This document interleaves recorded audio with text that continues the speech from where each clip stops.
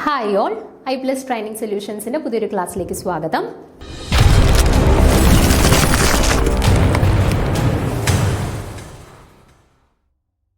അപ്പോൾ നമ്മൾ കണ്ടിന്യൂ ചെയ്യുന്നത് നമ്മുടെ കെമിക്കൽ എക്സാമിനേഴ്സ് ലബോറട്ടറിയുടെ രണ്ടാമത്തെ സെക്ഷൻ വീഡിയോയാണ്. അപ്പോൾ നമ്മൾ 5 ക്വസ്റ്റ്യൻസ് ലാസ്റ്റ് ക്ലാസ്സിൽ ഡിസ്കസ് ചെയ്തിട്ടുണ്ടായിരുന്നു. ഇനി ആറാമത്തെ ചോദ്യമാണ്. ആറാമത്തെ ചോദ്യം നമ്മളൊരു +2 ലെവലിൽ പഠിക്കുന്ന ഒരു ചോദ്യമാണ് കേട്ടോ. +2 ലെവലിൽ നമ്മൾ ക്വാണ്ടം മെക്കാനിക്സിൻ്റെ ഒക്കെ ഒരു ബേസിക് ആയിട്ടുള്ള സാധനങ്ങളൊക്കെ പഠിക്കുന്ന സമയത്ത് നമ്മൾ ക്വാണ്ടം നമ്പേഴ്സ് ഒക്കെ പഠിക്കത്തില്ലേ, അവിടെ അതുമായിട്ടൊക്കെ ബന്ധപ്പെട്ട് റിലേറ്റ് ചെയ്തിട്ട് നമ്മൾ പഠിക്കുന്ന ഒരു കാര്യമാണ്.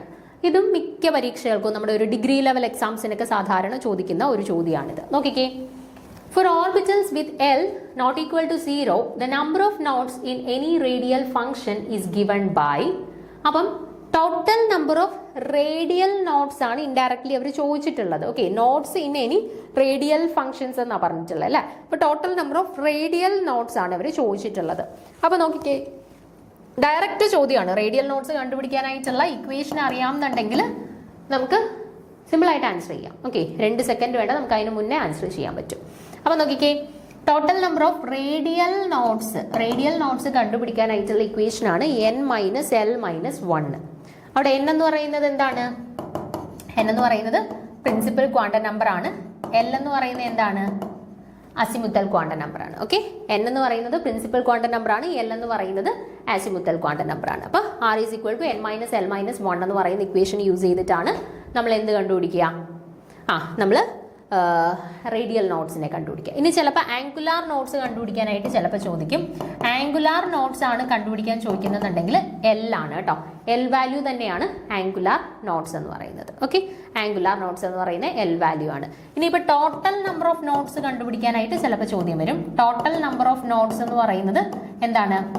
Radial notes plus angular notes ആണ്. റേഡിയൽ നോട്ട്സ് എന്ന് പറയുന്നത് n - l - 1 അല്ലേ. ആംഗുലാർ നോട്ട്സ് എന്ന് പറയുമ്പോൾ L. റേഡിയൽ നോട്ട്സും ആംഗുലാർ നോട്ട്സും കൂടെ കൂട്ടുമ്പോഴാണ് ടോട്ടൽ നമ്പർ ഓഫ് നോട്ട്സ് കിട്ടുക. ഓക്കെ, ഇപ്പോൾ radial notes n - l - 1 plus angular notes L. ഇപ്പോൾ ഇവിടുത്തെ -L-ഉം +L-ൂടെ ക്യാൻസൽ ആയിട്ട് ബാക്കി എന്ത് കിട്ടും? n - 1 എന്ന് കിട്ടും അല്ലേ. അപ്പോൾ n - 1 ആണ് total number of notes. Okay, ഞാനിവിടെ കൊടുത്തിട്ടുണ്ട് നമ്പർ ഓഫ് റേഡിയൽ ഫംഗ്ഷൻസ് അല്ലെ റേഡിയൽ നോട്ട്സ് എന്ന് പറയുന്നത് n - l - 1 ആണ്. നമ്പർ ഓഫ് ആംഗുലാർ നോട്ട്സ് എന്ന് പറയുന്നത് L ആണ്. 1 അല്ല, L ആണ്. അടുത്ത ടോട്ടൽ നമ്പർ ഓഫ് നോട്ട്സ് എന്ന് പറയുമ്പോൾ radial notes plus angular notes ആണ്. സോ അത് ചെയ്യുന്ന സമയത്ത് നമുക്ക് n - 1 എന്ന് കിട്ടും. ഇപ്പോൾ ടോട്ടൽ നോട്ട്സിന്റെ വാല്യൂ n - 1 ആണ്. ഓക്കെ, അപ്പോൾ ഇവിടെ റേഡിയൽ നോട്ട്സ് അല്ലേ ചോദിച്ചിരുന്നത്. സോ കറക്റ്റ് ആൻസർ എന്ന് പറയുന്നത് ഓപ്ഷൻ എ ആണ്, n - l - 1 എന്നുള്ളത്. ഇത് ഈസി ആയിട്ടുള്ള ഒരു ചോദ്യമായിരുന്നു. അടുത്ത ചോദ്യം നോക്കാം. ഏഴാമത്തെ ചോദ്യം for reactions having half life time 10⁻⁻⁶ or less, the method used for study of fast reactions. അപ്പോൾ ഫാസ്റ്റ് റിയാക്ഷൻസ് നമ്മുടെ കെമിക്കൽ കൈനറ്റിക്സിൽ ഇപ്പം നടക്കുന്ന PG എക്സാംസിനൊക്കെ ഒരുവിധം എക്സാംസിന് ചോദ്യം വരുന്ന ഒരു ഏരിയയാണ് നമ്മുടെ ഫാസ്റ്റ് റിയാക്ഷൻസ്. നമ്മുടെ FSOD എക്സാമിനും ഒക്കെ ഫാസ്റ്റ് റിയാക്ഷൻസുമായിട്ട് ബന്ധപ്പെട്ട ചോദ്യം ചോദിച്ചിട്ടുണ്ടായിരുന്നു. അപ്പം ഇപ്പം നടക്കുന്ന മിക്ക PG എക്സാംസിനും ഈ പറയുന്ന കെമിക്കൽ കൈനറ്റിക്സിൽ ഫാസ്റ്റ് റിയാക്ഷൻസുമായിട്ട് ബന്ധപ്പെടുത്തി ചോദ്യങ്ങൾ വരാറുണ്ട്. അത് ചിലപ്പോൾ ഫ്ലാഷ് ഫോട്ടോളിസിസ് ആയിരിക്കും, ചിലപ്പോൾ സ്റ്റോപ്ഡ് ഫ്ലോ മെത്തേഡ് ആയിരിക്കും, ചിലപ്പോൾ റിലാക്സേഷൻ മെത്തേഡ് ആയിരിക്കും. അപ്പോൾ പല മെത്തേഡ്സിൽ നിന്നും ചോദ്യങ്ങൾ വരാറുണ്ട്. അപ്പോൾ ഇവിടെ ചോദിച്ചിട്ടുള്ളത് തന്നിട്ടുള്ളതിൽ ഏത് ഫാസ്റ്റ് റിയാക്ഷനിലാണ് ഹാഫ് ലൈഫ് ടൈം എന്ന് പറയുന്നത് 10⁻⁻⁶ അല്ലെങ്കിൽ അതിൽ കുറവായിട്ടുള്ളത്. അപ്പോൾ ഈ ഫ്ലാഷ് ഫോട്ടോളിസിസിലാണോ, പൾസ് റേഡിയോളിസിസിലാണോ, സ്റ്റോപ്ഡ് ഫ്ലോ മെത്തേഡിലാണോ, റിലാക്സേഷൻ മെത്തേഡിലാണോ? നമുക്ക് ആദ്യം ഈ പറയുന്ന 4 ഫാസ്റ്റ് മെത്തേഡ്സിനെ കുറിച്ചിട്ടും പ്രധാനപ്പെട്ട 1-2 പോയിന്റ്സ് ഒന്ന് നോക്കി വെച്ചേക്കാം. നമുക്ക് സ്റ്റേറ്റ്മെന്റ് വൈസ് ചോദ്യമൊക്കെ ഇവിടുന്ന് ചോദിക്കുന്നതാണ്. അപ്പം ഇനി ഇൻ കേസ് അടുത്ത എക്സാമിന് നമുക്ക് ചിലപ്പോൾ സ്റ്റേറ്റ്മെന്റ് റിലേറ്റഡ് ആയിട്ട് ഫാസ്റ്റ് റിയാക്ഷൻസുമായിട്ട് ബന്ധപ്പെട്ട എന്തെങ്കിലും ചോദ്യം വന്നു കഴിഞ്ഞാൽ പോലും നമുക്ക് ആൻസർ ചെയ്യാൻ വേണ്ടിയിട്ട് ജസ്റ്റ് ഓരോ മെത്തേഡുമായിട്ട് ബന്ധപ്പെട്ട് 1-2 പോയിന്റ് മാത്രം, ഇമ്പോർട്ടൻ്റ് ആയിട്ടുള്ള 1-2 പോയിന്റ് മാത്രമേ പറയുന്നുള്ളൂ. അപ്പോൾ ഒന്നാമത്തെ ഓപ്ഷനിൽ കൊടുത്തിട്ടുള്ളത് ഫ്ലാഷ് ഫോട്ടോളിസിസ് ആണ് അല്ലേ. This method is extensively used to study the reaction kinetics in solution as well as in gaseous phase. ഇപ്പോൾ സൊല്യൂഷൻ ഫേസിലുള്ളവരുടെയും അതേപോലെ തന്നെ ഗേഷ്യസ് ഫേസിലുള്ളവരുടെയും കെമിക്കൽ കൈനറ്റിക്സ് സ്റ്റഡി ചെയ്യാനായിട്ട് നമ്മൾ യൂസ് ചെയ്യുന്ന ഒരു ഫാസ്റ്റ് റിയാക്ഷൻ മെത്തേഡാണ് ഫ്ലാഷ് ഫോട്ടോളിസിസ് എന്ന് പറയുന്നത്. The working principle of flash photolysis includes using a short pulse of light that is used to initiate a reaction. And ഇതിന്റെ വർക്കിംഗ് പ്രിൻസിപ്പിൾ എന്താണ്? ഇവിടെ നമ്മൾ റിയാക്ഷനെ ഇനിഷ്യേറ്റ് ചെയ്യിക്കാനായിട്ട് എന്താണ് സപ്ലൈ ചെയ്ത് കൊടുക്കുന്നത്? A short pulse of light. ഒരു short pulse of light use ചെയ്തിട്ടാണ് ഇവിടെ നമ്മൾ ഒരു റിയാക്ഷനെ ഇനിഷ്യേറ്റ് ചെയ്യിക്കുന്നത്. അതാണ് ഇവിടുത്തെ വർക്കിംഗ് പ്രിൻസിപ്പിൾ എന്ന് പറയുന്നത്. ഞാൻ അടുത്ത പോയിന്റ് ഒന്ന് വായിച്ചു നോക്കിക്കേ.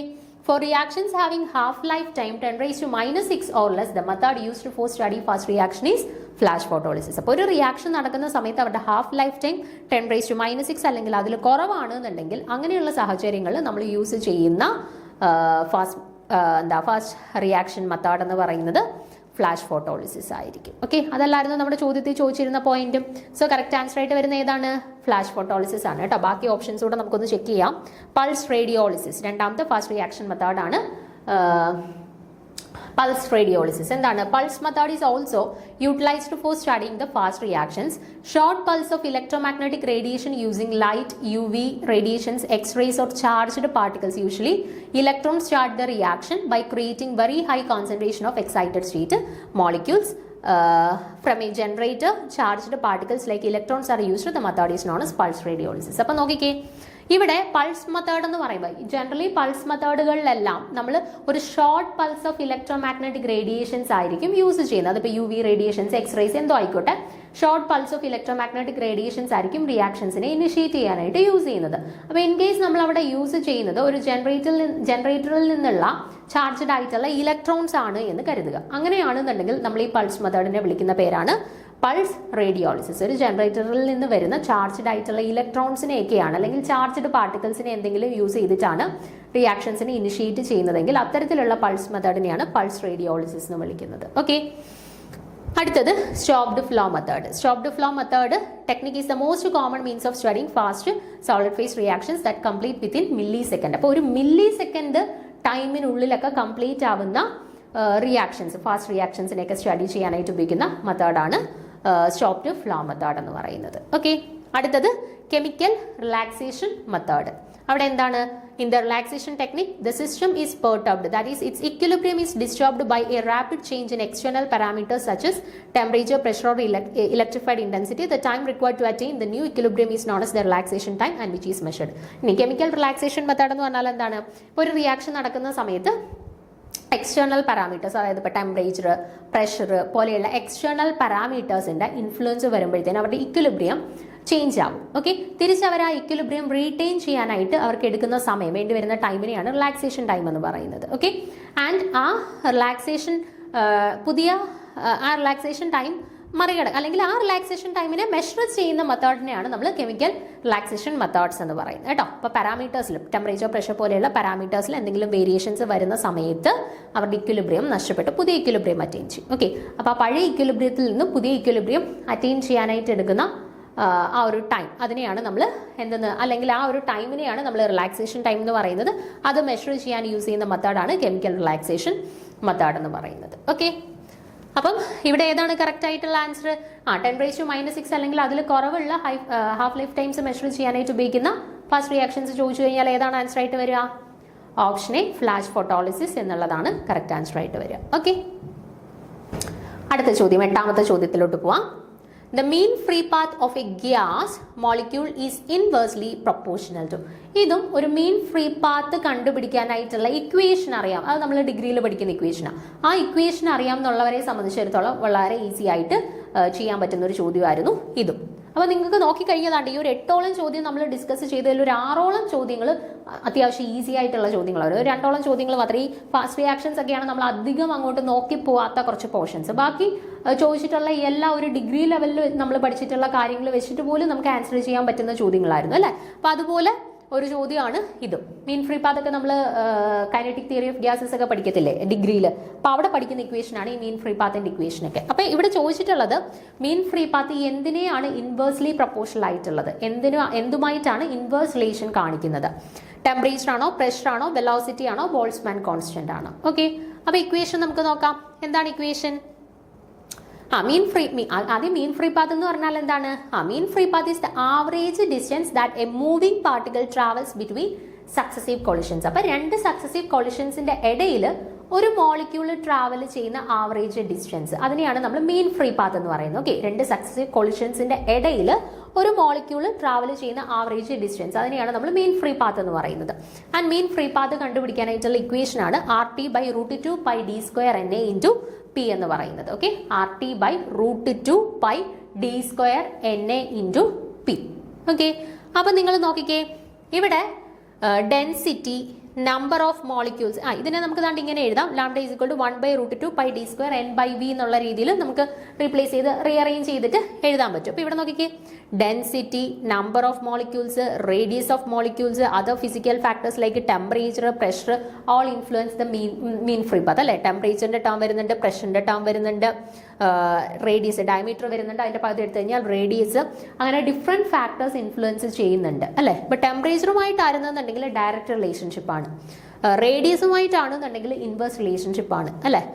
നമ്മുടെ പ്രഷറുമായിട്ടോ ഇൻവേഴ്സ് റിലേഷൻഷിപ്പ് ആണ് അല്ലേ. അപ്പൊ തന്നിട്ടുള്ള ഓപ്ഷൻസ് നോക്കിക്കേ, temperature, pressure, velocity, Boltzmann constant. ഇതിൽ ആരുമായിട്ടാണ് ഇൻവേഴ്സ് റിലേഷൻഷിപ്പ് കാണിക്കുന്നത്? പ്രഷർ അല്ലേ താഴെ കിടക്കുന്നത്, ഡിനോമിനേറ്ററിൽ കിടക്കുന്നത്. സോ പ്രഷറുമായിട്ടാണ് ഇൻവേഴ്സ് റിലേഷൻഷിപ്പ് കാണിക്കുന്നത്. Okay, so option B pressure എന്നുള്ളതാണ് കറക്റ്റ് ആൻസർ. അത് ഇക്വേഷൻ അറിയാവുന്ന ഒരാളെ സംബന്ധിച്ചിടത്തോളം വളരെ ഈസി ആയിട്ട് ആൻസർ ചെയ്യാൻ പറ്റുന്ന ചോദ്യമായിരുന്നു. ഓക്കെ, അടുത്ത ചോദ്യം നോക്കുക, 9ാമത്തെ ചോദ്യം. At high substrate concentration, enzyme catalyzed reaction becomes dash order reaction. അപ്പോൾ സബ്സ്ട്രേറ്റ് കോൺസെൻട്രേഷൻ ഹൈ ആവുന്ന സമയത്ത്, ഹൈ സബ്സ്ട്രേറ്റ് കോൺസെൻട്രേഷൻ ആവുന്ന സമയത്ത് എൻസൈം കാറ്റലൈസ്ഡ് റിയാക്ഷൻസിന്റെ ഓർഡർ എന്തായിട്ട് മാറും? 0 ഓർഡർ ആണോ, ഫസ്റ്റ് ഓർഡർ ആണോ, സെക്കൻഡ് ഓർഡർ ആണോ, തേർഡ് ഓർഡർ ആണോ എന്നാണ് ചോദ്യം. അപ്പം ഇത് നമ്മുടെ കെറ്റാലിസിസ് എന്ന് പറഞ്ഞ പോർഷനിൽ മിഖേൽ മെന്റൻ എൻസൈം കെറ്റാലിസിസ് ഉണ്ടല്ലോ. അപ്പം മിഖേൽ മെന്റൻ മെക്കാനിസവുമായിട്ട് ബന്ധപ്പെട്ട ഒരു ചോദ്യമാണ്. അപ്പം ഞാനിവിടെ എക്സ്പ്ലനേഷനകത്ത് അത്യാവശ്യം മിഖേൽ മെന്റൻ ഇക്വേഷനുമായിട്ട് ബന്ധപ്പെട്ട് നിങ്ങൾ ഓർത്തിരിക്കേണ്ടതായിട്ടുള്ള ഇക്വേഷൻസ് എല്ലാം ഒന്ന് ആഡ് ചെയ്തിട്ടുണ്ട്. അപ്പോൾ ആ ഇക്വേഷൻസ് എല്ലാം നിങ്ങളൊന്ന് പഠിക്കുക. ദെൻ ആ ഇക്വേഷനിൽ നിന്ന് ഞാൻ പറയാം ഇതിൻ്റെ ആൻസർ എങ്ങനെയാണ് ചെയ്യുന്നതെന്നുള്ളത്. അപ്പോൾ നോക്കുക, നമ്മുടെ മിഖേൽ മെന്റൻ മെക്കാനിസം വഴി പറയുന്ന ഇതാണ്, നമ്മൾ ഈ ക്യാപിറ്റൽ ഇ വെച്ചിട്ട് ഒരു എൻസൈമിനെ റെപ്രസെന്റ് ചെയ്തിട്ടുണ്ട്, ക്യാപിറ്റൽ എസ് വെച്ചിട്ട് നമ്മളൊരു സബ്സ്ട്രേറ്റിനെയും റെപ്രസെന്റ് ചെയ്തിട്ടുണ്ട് എങ്കിൽ അവർക്കിടയിൽ നടക്കുന്ന റിയാക്ഷൻസ് ആണ് ഈ കൊടുത്തിട്ടുള്ളത്.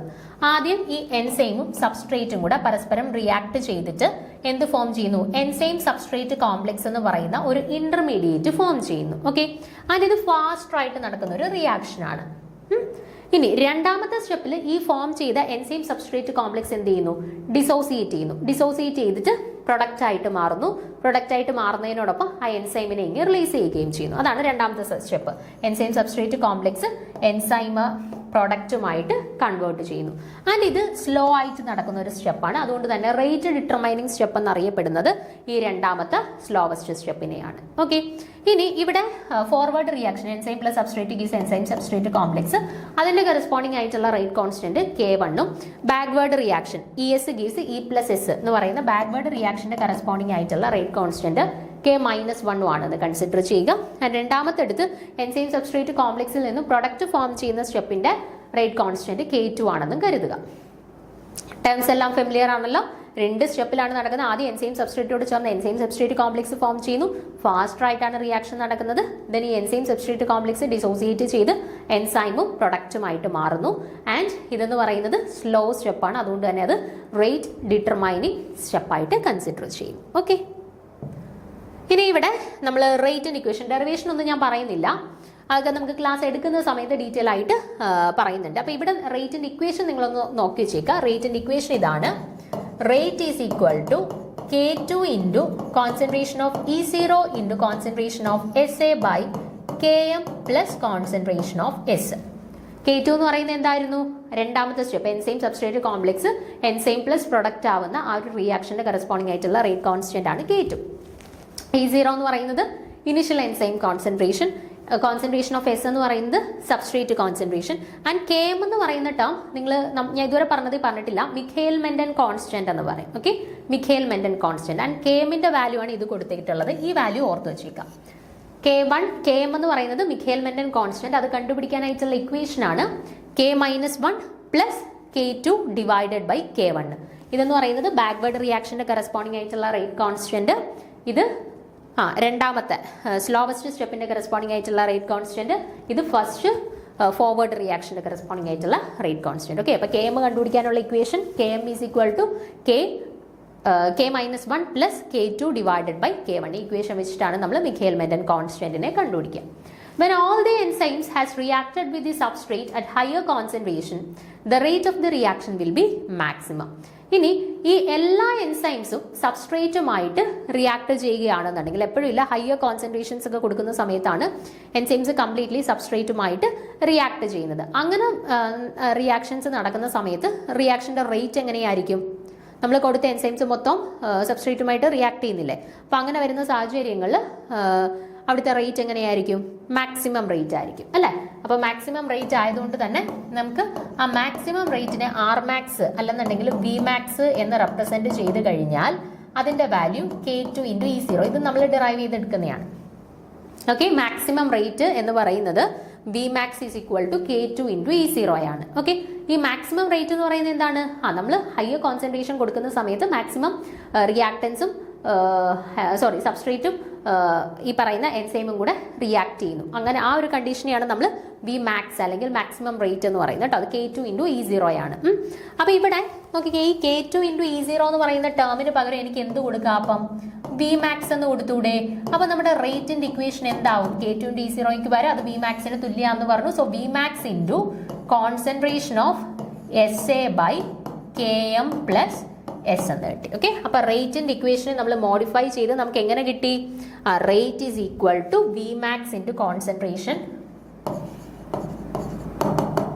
Vmax × concentration of SA by Km plus concentration of S എന്ന് കിട്ടി. Okay, Km plus concentration of S എന്ന് കിട്ടി. ഇനി ഇവിടെ ഞാൻ ഹൈ കോൺസെൻട്രേഷനും ലോ കോൺസെൻട്രേഷനും ഒന്ന് കൺസിഡർ ചെയ്യുവാണ്. ആദ്യം ഞാൻ ഹൈ കോൺസെൻട്രേഷൻ കൺസിഡർ ചെയ്യും. ഹൈ സബ്സ്ട്രേറ്റ് കോൺസെൻട്രേഷൻ ആവുമ്പം Kmന്റെ വാല്യൂ വളരെ കുറവും ഈ Sന്റെ വാല്യൂ വളരെ കൂടുതലും ആയിരിക്കും അല്ലെ? ഹൈ കോൺസെൻട്രേഷൻ എന്ന് പറയുമ്പോൾ ഇവരെ തമ്മിൽ കമ്പയർ ചെയ്യുമ്പോൾ ഇത് വലിയ വാല്യൂ ആകുമ്പോൾ അതിനെ വെച്ചിട്ട് കമ്പയർ ചെയ്യുമ്പോൾ ഇത് ചെറിയ വാല്യൂ, നമുക്ക് അതിനെ നെഗ്ലക്ട് ചെയ്യാം അല്ലെ? അപ്പൊ നമ്മുടെ ഇക്വേഷൻ എങ്ങനെ മാറി? Vmax × concentration of SA by Km അങ്ങ് ക്യാൻസൽ ആയിട്ടില്ലേ, നെഗ്ലക്ട് ആവുമല്ലോ. അപ്പം ബൈ കോൺസെൻട്രേഷൻ ഓഫ് S. ഈ എസും ക്യാൻസൽ ആയി കഴിഞ്ഞാൽ നമ്മുടെ ഇക്വേഷൻ എന്ത് കിട്ടും? Vmax എന്ന് കിട്ടും. Rate is equal to Vmax എന്ന് കിട്ടും അല്ലെ? അപ്പൊ rate is equal to Vmax എന്ന് കിട്ടിക്കഴിഞ്ഞാൽ അവിടെ സബ്സ്ട്രേറ്റിന്റെയോ അല്ലെങ്കിൽ കോൺസെൻട്രേഷന്റെ ടേംസ് വല്ലതും ഉണ്ടോ? ഇല്ല, കോൺസെൻട്രേഷന്റെ ടേംസ് ഒന്നും ഇല്ല. കോൺസെൻട്രേഷന്റെ ടേംസ് ഒന്നും ഇല്ല എന്നുണ്ടെങ്കിൽ അവിടുത്തെ ഓർഡർ എന്തായിരിക്കും? 0 ഓർഡർ ആയിരിക്കും. ഓക്കെ, കോൺസെൻട്രേഷന്റെ ടേംസ് ഒന്നും ഇല്ല എന്നുണ്ടെങ്കിൽ അത് 0 ഓർഡർ ആയിരിക്കും. ഇനിയിപ്പോൾ ലോ കോൺസെൻട്രേഷൻ കണ്ടീഷൻ ആണ് കൺസിഡർ ചെയ്യുന്നുണ്ടെങ്കിലോ? ലോ കോൺസെൻട്രേഷൻ കണ്ടീഷൻ ആകുമ്പോൾ Km കൂടുതലും സബ്സ്ട്രേറ്റിന്റെ കോൺസെൻട്രേഷൻ കുറവുമായിരിക്കും അല്ലെ? അപ്പൊ നമുക്ക് ആരെ ക്യാൻസൽ ചെയ്യാം? സബ്സ്ട്രേറ്റിന്റെ കോൺസെൻട്രേഷന്റെ ടേമിനെ നെഗ്ലക്ട് ചെയ്യാം. അപ്പൊ ഇക്വേഷൻ എങ്ങനെ വന്നു? Vmax × concentration of SA by Km plus S0. S വളരെ ചെറുതായതുകൊണ്ട് അതിനെ നെഗ്ലക്ട് ചെയ്തു. ഓക്കെ, അപ്പൊ ഇനി ഇവിടെ വെട്ടിപ്പോവാൻ ആരുമില്ല. Vmax × SA ബൈ Km എന്ന് വന്നു അല്ലെ? അപ്പൊ ഇവിടെ കോൺസെൻട്രേഷന്റെ ഒരു ടേം ഉണ്ട്, അതിന്റെ പവർ 1 ആണ്. സോ നമുക്ക് ഓർഡർ എന്തായിട്ട് കിട്ടി? ഫസ്റ്റ് ഓർഡർ എന്ന് കിട്ടി. എന്ത് കിട്ടി? ഫസ്റ്റ് ഓർഡർ എന്ന് കിട്ടി. ഓക്കെ, അപ്പൊ rate equation V is equal to Vmax × concentration of SA by Km plus concentration of S. ആ ഒരു ഇക്വേഷൻ പഠിച്ചു വെച്ച് കഴിഞ്ഞാൽ അതിനകത്ത് ഹൈ കോൺസെൻട്രേഷന്റെ ലോവർ കോൺസെൻട്രേഷന്റെ കണ്ടീഷൻസ് അപ്ലൈ ചെയ്യുക. ഹയർ കോൺസെൻട്രേഷൻ എന്ന് പറയുമ്പോൾ Kmന്റെ വാല്യൂ ചെറുതും Sന്റെ വാല്യൂ കൂടുതലും, കുറവുള്ളവരെ നെഗ്ലക്ട് ചെയ്യുന്നു. ലോവർ കോൺസെൻട്രേഷൻ എന്ന് പറയുമ്പോൾ Sന്റെ വാല്യൂ കുറവും Kmന്റെ വാല്യൂ കൂടുതലും, കുറവുള്ള Sനെ നെഗ്ലക്ട് ചെയ്യുന്നു. ഓക്കെ, അങ്ങനെ ചെയ്ത് കഴിഞ്ഞ് സിംപ്ലിഫൈ ചെയ്യുമ്പോൾ നമുക്ക് കിട്ടി ഹയർ കോൺസെൻട്രേഷന്റെ കേസിൽ സബ്സ്ട്രേറ്റിന്റെ കോൺസെൻട്രേഷൻ ടേം ഒന്നുമില്ല, സോ ഓർഡർ 0 ആയിരിക്കും. ലോവർ കോൺസെൻട്രേഷന്റെ കേസിൽ സബ്സ്ട്രേറ്റിന്റെ പവർ 1 വരുന്ന ഒരു ടേം വന്നിട്ടുണ്ട്. സോ അവരുടെ കേസിൽ എന്ത് വരും വാല്യൂ? അവരുടെ കേസിൽ ഫസ്റ്റ് ഓർഡറും വരും. ഓക്കെ, സോ അതാണ് കറക്റ്റ് ആൻസർ ആയിട്ട് വരുന്നത്. നമുക്കിവിടെ ചോദിച്ചിട്ടുള്ള ഏതായിരുന്നു? ഹൈ കോൺസെൻട്രേഷൻ അല്ലേ? ഹൈ കോൺസെൻട്രേഷനിൽ നമ്മൾ കണ്ടുപിടിച്ച എന്താണ്? 0 ഓർഡർ എന്നാണ്. സബ്സ്ട്രേറ്റിന്റെ ടേംസ് ഒന്നും വരുന്നില്ല, സോ 0 ഓർഡർ ആണ്. ഓക്കെ, സോ ഓപ്ഷൻ എ 0 എന്നുള്ളതാണ് കറക്റ്റ് ആൻസർ ആയിട്ട് വരുന്നത്. ഓക്കെ, അടുത്ത ചോദ്യത്തിലോട്ട് പോവാം. 10ാമത്തെ ചോദ്യം. ഇത് നമ്മുടെ കെമിക്കൽ കൈനറ്റിക്സുമായിട്ട് ബന്ധപ്പെട്ട ചോദ്യമാണ്. വളരെ സിമ്പിൾ ആയിട്ടുള്ള ചോദ്യമാണ്, +2 ലെവലിലുള്ള ചോദ്യമാണ്. ഓക്കെ, ക്വസ്റ്റ്യൻ ഒന്ന് വായിച്ചു നോക്കിക്കേ. അപ്പോൾ നോക്കിക്കേ, 10 ചോദ്യത്തിൽ ഒരു 7 ചോദ്യത്തോളം വളരെ ഈസി ആയിട്ടുള്ള ചോദ്യമായിരുന്നു. നോക്കിക്കേ, half life of the reaction doubles when initial concentration is reduced to half. What is the order of the reaction? Condition പറഞ്ഞിട്ടുണ്ട്, ഹാഫ് ലൈഫിന്റെ കണ്ടീഷൻ പറഞ്ഞിട്ടുണ്ട്. ഇത് 0 ഓർഡർ ആണോ, ഫസ്റ്റ് ഓർഡർ ആണോ, സെക്കൻഡ് ഓർഡർ ആണോ, തേർഡ് ഓർഡർ ആണോ, ഈ കണ്ടീഷൻ സാറ്റിസ്ഫൈ ചെയ്യുന്നതാണ് ചോദ്യം. നോക്കിക്കേ നിങ്ങൾ, half life of a reaction double. ഒരു റിയാക്ഷന്റെ ഹാഫ് ലൈഫ് ഡബിൾ ചെയ്തു എപ്പോഴാണ്? ഇനിഷ്യൽ കോൺസെൻട്രേഷൻ പകുതിയാക്കിയ സമയത്ത്. ഇനിഷ്യൽ കോൺസെൻട്രേഷനെ പകുതിയാക്കിയ സമയത്ത് ഹാഫ് ലൈഫ് ഡബിൾ ചെയ്തു. അങ്ങനെയാണെന്നുണ്ടെങ്കിൽ ഓർഡർ എന്ത്? അപ്പോൾ ഈ ഒരു ചോദ്യം കേട്ടപ്പോഴേ നിങ്ങൾക്ക് മനസ്സിലായി ഇവിടെ ഹാഫ് ലൈഫും ഇനിഷ്യൽ കോൺസെൻട്രേഷനും തമ്മിലുള്ള ബന്ധം എന്താണ്? ഡയറക്റ്റ് റിലേഷൻഷിപ്പ് ആണോ, ഇൻവേഴ്സ് ആണോ? ഇൻവേഴ്സ് റിലേഷൻഷിപ്പ് ആണ് അല്ലേ? കാരണം ഇനിഷ്യൽ കോൺസെൻട്രേഷൻ കുറച്ചപ്പോഴാണ് ഹാഫ് ലൈഫ് കൂടിയത് അല്ലേ? അപ്പോൾ ഹാഫ് ലൈഫും ഇനിഷ്യൽ കോൺസെൻട്രേഷനും തമ്മിൽ ഇൻവേഴ്സ് റിലേഷൻഷിപ്പ് കാണിക്കുന്ന ഏതോ റിയാക്ഷനാണ് അല്ലേ? അപ്പോൾ നിങ്ങൾ പഠിക്കുന്ന സമയത്ത് 0 order, first order, second order ഇവരുടെ 3 പേരുടെയും റേറ്റ് ഇക്വേഷൻസ് കൃത്യമായിട്ട് കാണാതെ പഠിച്ചിരിക്കണം. അതേപോലെ തന്നെ ഹാഫ് ലൈഫ് ഇക്വേഷൻസും കാണാതെ പഠിച്ചിരിക്കണം. 0 ഓർഡറിന്റെ കേസിൽ ഹാഫ് ലൈഫ് ഇക്വേഷൻ എന്താണ്? T half is equal to concentration of A0/2K എന്നുള്ളതാണ് 0 ഓർഡറിന്റെ കേസിലെ ഹാഫ് ലൈഫ് ഇക്വേഷൻ. അപ്പോൾ ഇവിടെ നോക്കിക്കേ നിങ്ങൾ, ഹാഫ് ലൈഫ് ടി ഹാഫും ഇനിഷ്യൽ കോൺസെൻട്രേഷൻ A0യും തമ്മിൽ ഡയറക്റ്റ് റിലേഷൻഷിപ്പ് ആണുള്ളത് അല്ലേ? അപ്പോൾ അതാവില്ല നമ്മുടെ ആൻസർ. രണ്ടാമത്തെ നോക്കിക്കേ, ഫസ്റ്റ് ഓർഡറിന്റെ കേസിൽ ടി ഹാഫിന്റെ ഇക്വേഷൻ എന്താണ്? 0.693 ഡിവൈഡഡ് ബൈ കെ എന്നാണ് വരുന്നത് അല്ലെ? അവിടെ കോൺസെൻട്രേഷന്റെ ടേമേ ഉണ്ടോ? ഇല്ല. സോ ഫസ്റ്റ് ഓർഡറിന്റെ കേസിൽ കോൺസെൻട്രേഷൻ, ഇനിഷ്യൽ കോൺസെൻട്രേഷനും ടി ഹാഫും പരസ്പരം ഇൻഡിപെൻഡന്റ് ആണ് എന്നുള്ളത് മനസ്സിലായി. ഇനി അടുത്ത സെക്കൻഡ് ഓർഡറിന്റെ കേസിൽ ഇക്വേഷൻ എന്താ വന്നിട്ടുള്ളത്? T half is equal to 1/K2 into concentration of A0 അല്ലെ? അപ്പൊ ഇവിടെ A0 എന്ന് പറയുന്ന ഇനിഷ്യൽ കോൺസെൻട്രേഷന്റെ ടേം വന്നിട്ടുള്ളത് എവിടെയാണ്? ഡിനോമിനേറ്ററിലാണ് അല്ലെ? അപ്പൊ ഇത് കുറയുമ്പോൾ ടി ഹാഫ് കൂടുന്നു അല്ലെ? അപ്പൊ സെക്കൻഡ് ഓർഡറിന്റെ കേസിലാണ് രണ്ടുപേരും തമ്മിൽ ഇൻവേഴ്സ് റിലേഷൻഷിപ്പ് വന്നിട്ടുള്ളത്. അപ്പൊ ഇവിടെ നമ്മൾ ഈ A0ന്റെ വാല്യൂവിനെ കുറച്ചു കഴിഞ്ഞാൽ ടി ഹാഫിന്റെ വാല്യൂ എന്താക്കുന്നു? ഇരട്ടിയാവുന്നു. കാരണം അവർ ഇൻവേഴ്സ് റിലേഷൻഷിപ്പ് ആണ് അല്ലെ? സോ ഈ ഇക്വേഷൻ അറിയാവുന്ന ഏതൊരാളിനെ സംബന്ധിച്ചിടത്തോളം വളരെ ഈസി ആയിട്ട് കണ്ടുപിടിക്കാനായിട്ട് പറ്റും. ഇത് സെക്കൻഡ് ഓർഡർ റിയാക്ഷന്റെ കണ്ടീഷനാണ് തന്നിട്ടുള്ളത്. ഓക്കെ, സോ 2 എന്നുള്ളതാണ്, ഓർഡർ 2 എന്നുള്ളതാണ് കറക്റ്റ് ആൻസർ ആയിട്ട് വരുന്നത്. ഓക്കെ ആണ്, ഈസി ആയിട്ടുള്ള ചോദ്യം അല്ലായിരുന്നോ? അടുത്ത ചോദ്യം നോക്കാം. 11ാമത്തെ ചോദ്യം. ഇത് കുറച്ച് ഡിഫിക്കൽട്ട് ആയിട്ടുള്ള ഒരു ചോദ്യമാണ്. ഇത് നമ്മൾ കാണാതെ പഠിച്ചു വെച്ചിരിക്കേണ്ട ഒരു കാര്യമാണ്. നമുക്ക് ഈസി വേയോ ട്രിക്കി വേയോ അങ്ങനെയൊന്നുമില്ല. ഇത് നമ്മൾ കാണാതെ പഠിച്ചു വെച്ചിരിക്കുന്നത്. ഇത് 2012 ഡിസംബറിലെ നെറ്റ് എക്സാമിന് ചോദിച്ചിട്ടുള്ള ഒരു ചോദ്യമായിരുന്നു കേട്ടോ. അപ്പോൾ ഇതിൽ 2 or 3 ചോദ്യമുണ്ട്. നെറ്റ് എക്സാമിന് മുന്നത്തെ നെറ്റ് എക്സാംസിന് ചോദിച്ചിട്ടുള്ള ചോദ്യങ്ങൾ അതുപോലെ ചോദിച്ചിട്ടുണ്ട്. 2-3 ചോദ്യങ്ങളുണ്ട് അതുപോലെ. അപ്പം കോമൺ ആയിട്ടുള്ള ചോദ്യങ്ങൾ പലതും നെറ്റ് എക്സാംസിനും മറ്റ് സെറ്റിനും PSC എക്സാംസിനൊക്കെ ചോദിച്ചിട്ടുള്ളതാണ്. പക്ഷേ ഈ ഡിഫിക്കൽട്ട് ക്വസ്റ്റ്യൻസിന്റെ കാറ്റഗറിയിലുള്ള ഒരു 2-3 ചോദ്യങ്ങൾ നെറ്റ് എക്സാംസിന് ചോദിച്ചിട്ടുള്ളതാണ്. ഇതതുപോലെ 2012 ഡിസംബറിലെ എക്സാമിന് ചോദിച്ചിട്ടുള്ള ഒരു ചോദ്യമാണ്. അപ്പോൾ നോക്കിക്കേ, the number of isomeric derivatives for neutral closo carborane C2B10H12. Okay, അപ്പോൾ C2B10H12 എന്ന് പറയുന്ന ക്ലോസോ കാർബറൈൻ്റെ കേസിൽ എത്ര ഐസോമറിക് ഡെറിവേറ്റീവ്സ് ഉണ്ട്, പോസിബിൾ ആണ് എന്നാണ് ചോദ്യം. 2 ആണോ 3 ആണോ 5 ആണോ 4 ആണോ? ഓക്കെ, അപ്പോൾ ഇവിടെ നിങ്ങളിത് പഠിച്ചു വെച്ചേക്കുക. ക്ലോസോ കാർബറൈൻ്റെ കേസിൽ C2B10H12 എന്ന് പറയുന്ന ക്ലോസോ കാർബറൈൻ്റെ കേസിൽ പ്രധാനമായിട്ടും അവർക്ക് 3 കാർബറൈൻസ് ആണ് അവർ ഫോം ചെയ്യുന്നത്. 3 ഐസോമറിക് കാർബറൈൻസ് ആണ് ഫോം ചെയ്യുന്നത്. 1 ortho carboranes, 2 meta carboranes and 3 para carboranes. Okay, അതിൽ ഓർത്തോയുടെ കേസിൽ 1-2 പൊസിഷനിലാണ് കാർബൺസ് വരുന്നത്. ആൻഡ് മെറ്റാ കാർബറൈൻ്റെ കേസിൽ 1-7 പൊസിഷൻസിലാണ് വരുന്നത്. ആൻഡ് പാരയുടെ കേസിൽ 1-12 പൊസിഷൻസിലാണ് വരുന്നത്. ഓക്കെ, അപ്പോൾ ജസ്റ്റ് ഇങ്ങനെ ഓർത്ത് വെച്ചിരുന്നാൽ മതി. ക്ലോസോ C2B10H12ന്റെ കേസിൽ 3 ഐസോമറിക് ഫോംസ് ആണ്, ഓർത്തോ മെറ്റാ പാര. ഇങ്ങനെ 3 പൊസിഷൻസിൽ വരുന്നതായിട്ടുള്ള 3 ഐസോമേഴ്സ് ആണ് അവർക്ക് പോസിബിൾ ആയിട്ടുള്ളത്. ഓക്കെ, അപ്പോൾ ഇവിടെ 3 ഓപ്ഷൻ ബി 3 എന്നുള്ളതാണ് കറക്റ്റ് ആൻസർ ആയിട്ട് വരുന്നത്. അടുത്തത് 12ാമത്തെ ചോദ്യം.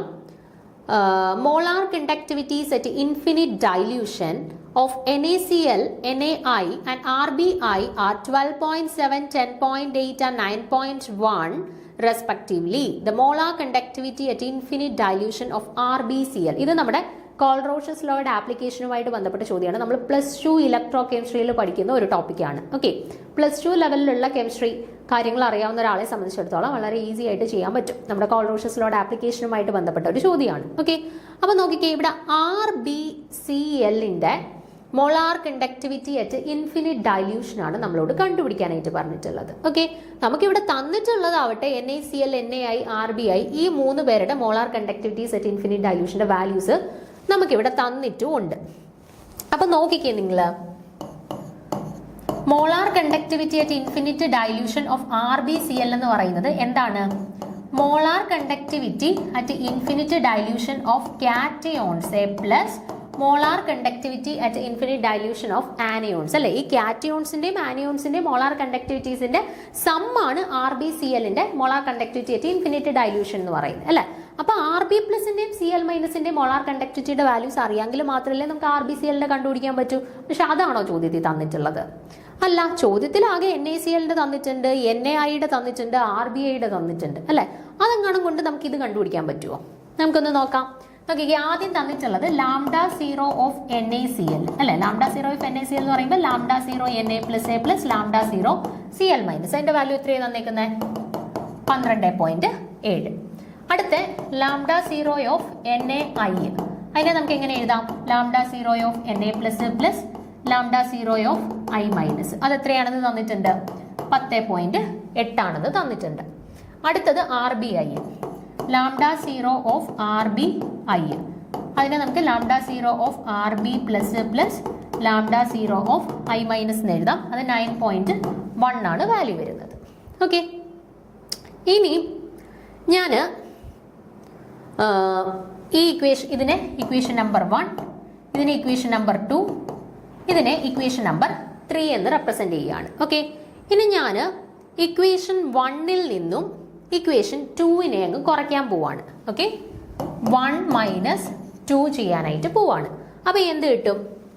λ0 Na plus plus λ0 Cl minus minus λ0 Na plus minus λ0 I minus എന്ന് കിട്ടി അല്ലെ. അതായത് 12.7 മൈനസ് 10.8 എന്ന് കിട്ടി. ഓക്കെ, 9 1.9 എന്ന് കിട്ടി അല്ലെ. അപ്പൊ ഇത് രണ്ടും തമ്മിൽ കുറച്ചപ്പോൾ 1.9 എന്ന് കിട്ടി. അപ്പൊ കുറച്ചപ്പോൾ കിട്ടിയ വാല്യൂ എന്താ? ഇതും പരസ്പരം ക്യാൻസൽ ചെയ്യും അല്ലെ. λ0 Na പ്ലസും മൈനസ് λ0 Na പ്ലസും ക്യാൻസൽ ആയി പോയിട്ട് ബാക്കി λ0 Cl minus minus λ0 I minus ആണ് നമുക്ക് 1.9 കിട്ടിയിരിക്കുന്നത്. ഓക്കെ, അപ്പൊ ഈ കിട്ടിയ ഇക്വേഷന് ഞാൻ ഇക്വേഷൻ നമ്പർ 4 എന്ന് കൊടുത്തു. ഇനി ഞാൻ ഈ ഇക്വേഷൻ നമ്പർ 4ഉം ഇക്വേഷൻ നമ്പർ 3ഉം കൂടെ ഒന്ന് കൂട്ടുവാണ്. ഓക്കെ, ഇക്വേഷൻ നമ്പർ 4ഉം ഇക്വേഷൻ നമ്പർ 3ഉം കൂടെ ഒന്ന് കൂട്ടുവാണ്. എന്ത് വരും എനിക്ക്? ഇക്വേഷൻ നമ്പർ 3 ഇതാണ്, λ0 RB plus plus λ0 I minus. അതാണ് മൂന്നാമത്തെ ഇക്വേഷൻ. നാലാമത്തെ ഇക്വേഷൻ എന്ന് പറയുന്നത് λ0 Cl minus minus λ0 I minus അല്ലെ. അപ്പം ഇതിന്റെ വാല്യൂ 9.1, ഇതിന്റെ വാല്യൂ 1.9. അപ്പൊ നോക്കിക്കേ നിങ്ങൾ, λ0 I മൈനസ് ഉണ്ട്, മൈനസ് λ0 I മൈനസ് ഉണ്ട്. അത് രണ്ടും ക്യാൻസൽ ആയി പോത്തില്ലേ? ബാക്കി എന്താ ഉള്ളത്? λ0 RB plus A plus λ0 Cl minus is equal to 9.1A plus 1.9 അല്ലേ. എത്ര വന്ന്? 11 എന്ന് വന്ന്. നിങ്ങൾ നോക്കിക്കേ, നമുക്ക് കണ്ടുപിടിക്കാൻ ചോദിച്ചിരുന്നത് എന്തായിരുന്നു? λ0 of RbCl. And λ0 of RbCl എന്താണെന്ന് നമ്മൾ കണ്ടുപിടിച്ചു. λ0 of RB plus A plus λ0 of Cl minus. അത് തന്നെയല്ലേ നമുക്ക് ഇവിടെ അവസാനം കിട്ടിയിരിക്കുന്നത്? λ0 of RB plus A plus λ0 of Cl minus. എന്താ നമുക്ക് വാല്യൂ കിട്ടിയിട്ടുള്ളത്? 11. ഓക്കെ, അപ്പൊ കോൾറോഷസ് ലോയുടെ കൺസെപ്റ്റ് വെച്ചിട്ട് നമുക്ക് ഓപ്ഷൻ സി 11 എന്ന ആൻസർ കിട്ടിയിട്ടുണ്ട് അല്ലെ. ഇപ്പൊ ഇവിടെ ചെയ്തിട്ടുണ്ട്, നോക്കുക ജസ്റ്റ് ഒന്ന്. ഞാൻ പറഞ്ഞ കാര്യങ്ങൾ തന്നെ. ആദ്യത്തെ 2 ഇക്വേഷൻസിനെ നമ്മൾ പരസ്പരം എന്ത് ചെയ്തു? മൈനസ് ചെയ്തു. അതിനുശേഷം മൂന്നാമത്തെ ഇക്വേഷനെ എന്നോട് കൂട്ടിയ സമയത്ത് നമുക്ക് RB plus A plus Cl minus എന്നുള്ള രീതിയിൽ വന്നു. അതായിരുന്നു എന്ത്? λ0 ഓഫ് RbCl കണ്ടുപിടിക്കാനായിട്ടുള്ള ഇക്വേഷൻ. സോ അതിൽ നിന്ന് നമുക്ക് 11 കിട്ടി. ഓപ്ഷൻ സി 11, അതാണ് കറക്റ്റ് ആൻസർ ആയിട്ട് വരുന്നത്. ഓക്കെ, ക്ലിയർ ആണല്ലോ. അപ്പോൾ ഇതും നമ്മുടെ ഒരു +2 ബേസ്ഡ് ആയിട്ടുള്ള ഇലക്ട്രോ കെമിസ്ട്രിയിലെ കാര്യങ്ങളൊക്കെ നമുക്ക് അറിയാമെന്നുണ്ടെങ്കിൽ ആൻസർ ചെയ്യാൻ പറ്റുന്ന ഒരു ചോദ്യമായിരുന്നു. ഓക്കെ, അപ്പോൾ ഇനി ബാക്കി ക്വസ്റ്റ്യൻസ് ഉണ്ട്, നമുക്ക് ഡീറ്റെയിൽ ആയിട്ട് അടുത്ത ക്ലാസ്സിൽ ഡിസ്കസ് ചെയ്യാം. Okay, thank you.